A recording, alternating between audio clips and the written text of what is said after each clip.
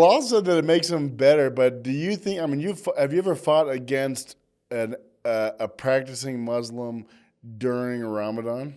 I mean, I'm not going to name names, and I know a very famous fighter right now that was during Ramadan, and I was in the PFL, and they were there with one of their teammates, some Dagestani Russian, and they're all talking about fasting, and I walk out of my room, and I see this famous Islamic fighter, maybe named after the fucking religion itself, eating, like, he's like, and I was like, oh.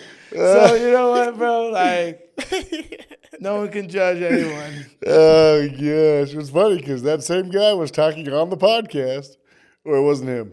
No, it wasn't him. It was not Bilal. No, it wasn't Bilal. It was Bilal Muhammad. No, someone else. That didn't speak English back then, and they maybe know a little bit now. And I was like, I saw them because they were giving me shit. This is a while ago, like probably 2017, 18, like right when the PFL was getting going. And the only real big name was Khabib at the time, but he would still travel with like 40 of them, and they'd be like, they knew I was Muslim, and it was like during Ramadan, and I was like eating, and they're like, brother, what are you doing? I'm like, bro, I'm fighting. Like, I couldn't imagine fasting. And even what's his name said he couldn't. Onkelov.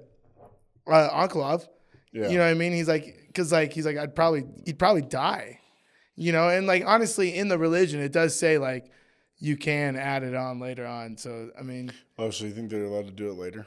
Interesting. Well, that's what it does say. I mean, and it's like everyone takes it, but then there's all those soccer players like that have been fasting and been killing it. I mean, Masala for Liverpool had literally scored the most goals ever, right? Yeah, literally he's like set the record in that time while he was during fast. So, and he said he was fasting the whole time, and he would always break during like when the sun would set and he's playing. But then, I mean, it's different cutting weight because you can actually die. Like, they're not going to die playing soccer. What about like, because there's other fasting religions. The Catholics were just doing Lent. Yeah, and like my fighter. How did Julian do? Julian does it. Because he never ended up fighting because his guy pulled out. Yeah. But how was he doing in training given that he had to fast and only eat fish and stuff? That's only on Fridays. It's only on Fridays. Okay. So, but you have to fast during the day? No. Okay. They just have to give something up.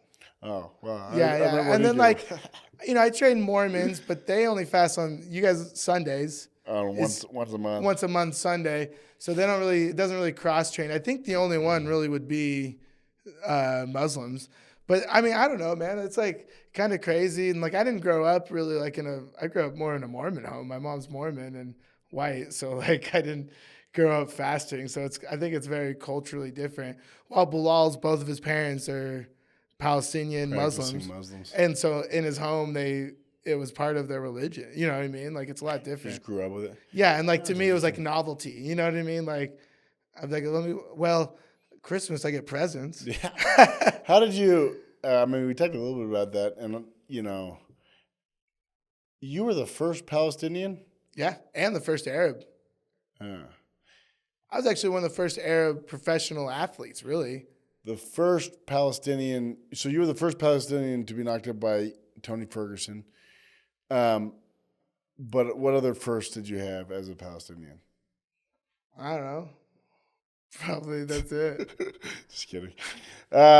Did they? So when in the UFC, when you later signed with Ali, did you have to? But you know what's crazy? Like, I grew up in America, so it's kind of like, to me, those things were very like.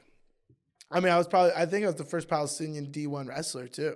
Mm-hmm. You know what I mean? And like, it was kind of a big deal maybe, but no one really cares because wrestling wasn't as cool as it is now. Which is kind of funny because like, I was like talking this morning and this guy that I trained that's like, he's like probably richer than you, but he's like a really smart business dude, and he does a lot of like traveling and talks a lot about business and with people. Does he wear glasses? No, he doesn't wear glasses. And those aren't even real, bro. Yeah, I know. I mean, honestly, they look good. Like, I'm low-key kind of turned on by him. But he was saying, like, as an adult, everyone needs, like, a fringe or a weird hobby because like that will make like you have like something that you're passionate about that's like you don't do it for anybody else. And it's kind of funny because he was telling me that and I was like, dude, that was what jiu-jitsu was. Now like we used to do it in like random ass places because people like there was no such thing as jiu-jitsu gyms. Like you would go and train in a wrestling room after hours that it's closed. And it's kind of crazy watching the evolution of it being mainstream.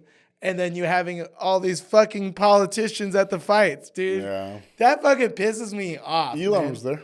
I know. And then you got Mark Rubio there. I'm like, and then the fucking feds are there. You're like, dude, this used to be cool. Like, I don't know. Like, I don't give a shit what your politics are, but I don't want a fucking fed there. That's gay, man.